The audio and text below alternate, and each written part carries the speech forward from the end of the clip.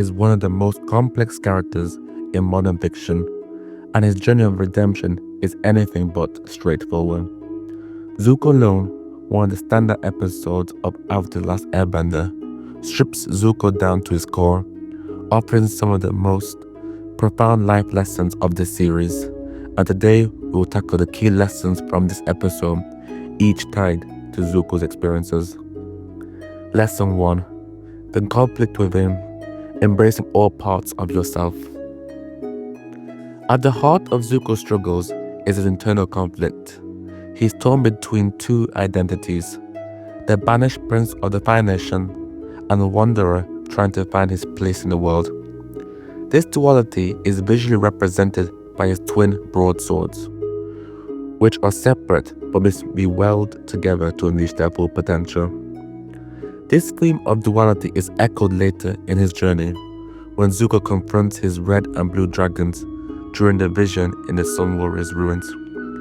These dragons represent the two sides of himself, one rooted in rage, vengeance, and his father's expectations, and the other tied to compassion, curiosity, and his mother's influence. The lesson here is that growth requires embracing all parts of yourself, even the ones you are tempted to reject. Running from who you are only delays progress. True strength comes from integration, acknowledging your flaws, accepting your past, and using both to build a stronger future. Accept that inner conflict is part of the journey. It's only through the struggle that you can discover who you truly are. Lesson 2. The role of restraint in strength. One of Zuko's defining traits in this episode is his ability to show restraint, even when provoked. Despite his hunger and desperation, he doesn't steal food from the expectant couple by the campfire. When the soldiers harass Lee's family, Zuko initially holds back, only stepping in when it becomes clear they need help. This self-control demonstrates that true strength isn't about unleashing power, but knowing when to act. Restraint requires discipline, wisdom, and understanding of long-term consequences. For Zuko, it's a crucial step toward becoming the person he wants to be.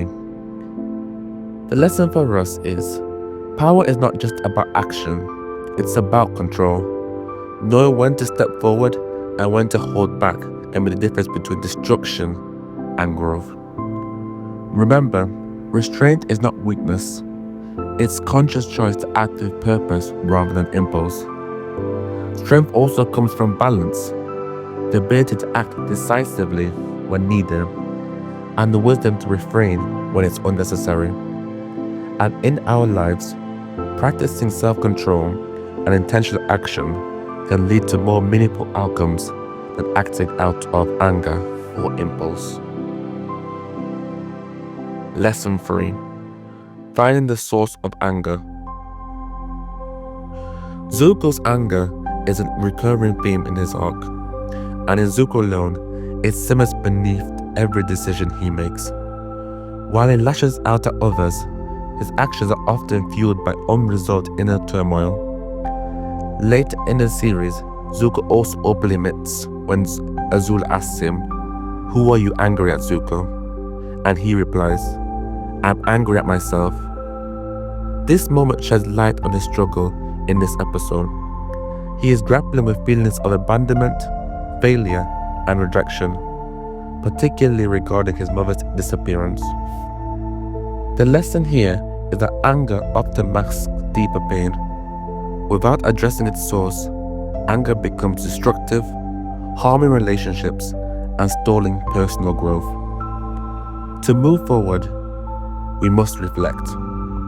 What is truly driving this anger? By confronting its roots, we can begin to release it, paving the way for healing and clarity. Remember, anger often has deeper roots. Identifying and addressing its source is crucial for growth. Suppressing anger or letting it fester can lead to destructive patterns. Instead, reflect on what's fueling your emotions and work to heal those wounds. And by understanding the source of your anger, Zuko begins to break free from his destructive cycle. For us, this means looking inward, processing our pain, and choosing to grow beyond it. Lesson 4: Navigating support and toxicity. Zuko's flashback reveals the toxic dynamics of his family, particularly with his sister Azula. From a young age, Azula manipulated and ridiculed Zuko, planting seeds of insecurity that hoarded him well into adulthood. Her constant undermining made him question his worth and pushed him into a defensive, self-destructive cycle. In contrast, his mother Ursula provided unconditional love, serving as his moral compass and reminding him of his intrinsic value. Even after her disappearance, Ursula's lessons lingered, offering Zuko a sense of direction when he felt most lost. The lesson is clear. Toxic relationships, whether it's with people, habits, or environments, can trap us in negativity and prevent us from growing. Break free from toxicity. It's difficult, but necessary for reclaiming our sense of self. Zuko's eventual decision to cut ties with his sister and father is a powerful reminder that sometimes walking away is the best path forward.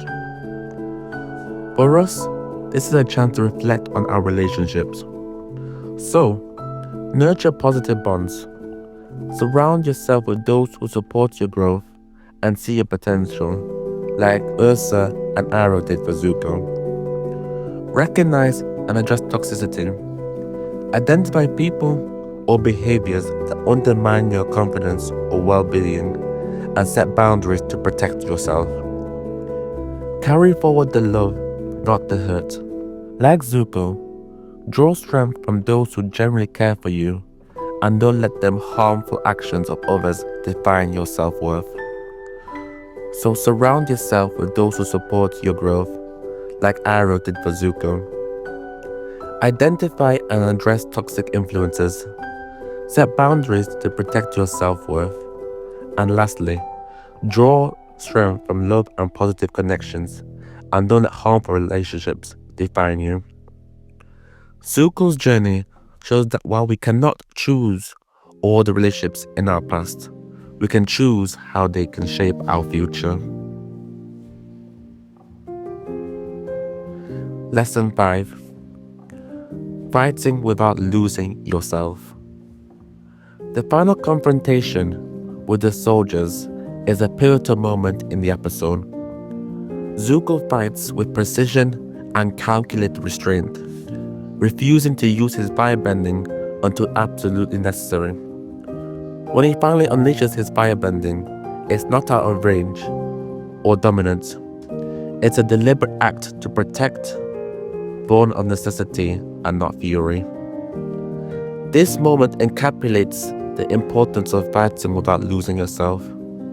For Zuko, this meant staying true to his principles and not allowing chaos of the world around him to compromise who he was striving to become. It's a reminder that our actions, even in conflict, should align with our values. The lesson is clear. Stand firm in who you are, even when faced with opposition. Fighting for what's right doesn't mean abandoning the person you're working to be. So, pair perseverance with reflection. Fight for your values, not to prove yourself to others. And reflect on your battles. Are they aligned with your personal goals, or are they dictated by external perceptions? Lesson 6: The weight of labels.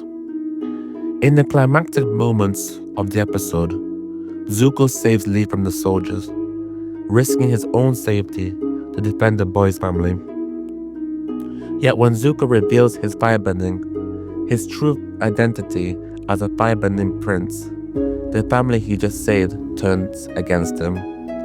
Their gratitude is replaced with fear and rejection, a response Zuko has encountered time and time again. This speaks to a universal truth. The labels imposed on us by others can often overshadow our true selves, whether they're based on stereotypes, assumptions, or past mistakes. These labels can distort how people see us and how we see ourselves. The lesson is twofold. On the one hand, we must challenge the unfair labels placed upon us, refusing to let them define our potential. On the other, we must be mindful not to impose labels on others, recognizing the complexity of every individual. Labels imposed by others don't define you, but they can challenge you. Use these challenges to grow and redefine yourself. Focus on becoming who you are rather than what others assume you are. Lesson 8. Isolation despite effort. Zuko's victory over the foes should have been a turning point, a moment of connection, a small redemption in the eyes of those he saved. Instead, it became a bitter reminder of his isolation. After risking his life to save Lee and drive off the oppressors, he is met not with gratitude, but rejection. The villagers focused only on his firebending and cannot see the person behind the action. The aftermath is heartbreaking. Lee's mother, who moments earlier pleaded desperately for Zuko's help, turns on him, coldly commanding him to leave and never return. But the most painful blow comes from Lee himself, the boy Zuko fought to protect. Clutching the knife Zuko had given him, Lee turns away and says, "I hate you." It's a moment of raw rejection, cutting deeper than any physical wound. Yet Zuko doesn't lash out or attempt to justify himself. Instead, he bows his head, accepts their scorn, and walks away. This quiet resignation shows a growing maturity, a recognition that their anger is rooted in pain, not his failure. Zuko begins to understand that not every battle is about being understood or accepted. And the lesson here would be that others may judge you based on factors beyond your control, but rejection doesn't define you. So always act with integrity and remain committed to growth, even when others don't acknowledge it. Separate judgment from your actions. Often, their anger reflects their pain, not your failure. Remain true to your values. Your character is defined by how you act, not by how others react. And focus on internal victories. Growth comes from the ability to move forward, even when recognition is absent. For my final thoughts, Zuko Alone is a masterclass in storytelling, using Zuko's isolation to explore universal themes of identity, anger, vulnerability, and growth. The episode teaches us that redemption isn't a straight line. It's a journey of self-discovery, marked by setbacks and breakthroughs. By embracing who we are, confronting our pain, and letting go of toxic influences, we can carve a path forward toward the person we're meant to be. Zuko's struggles may be rooted in a fictional world, but his lessons resonate deeply. So, who are you angry at? What labels are holding you back? Are you willing to be vulnerable, to let go of toxic ties, and embrace all parts of yourself? These are the questions Zuko Alone asks, and the answers can guide us on our own journeys. As always, thank you for listening. I hope you were able to learn something today in your own path of self-discovery. As always, like, comment, and subscribe. And if you like more Zuko videos, I am planning to do every episode of Avatar and the lessons. So just let me know in the comments if you like that. But if not, enjoy and have a good day.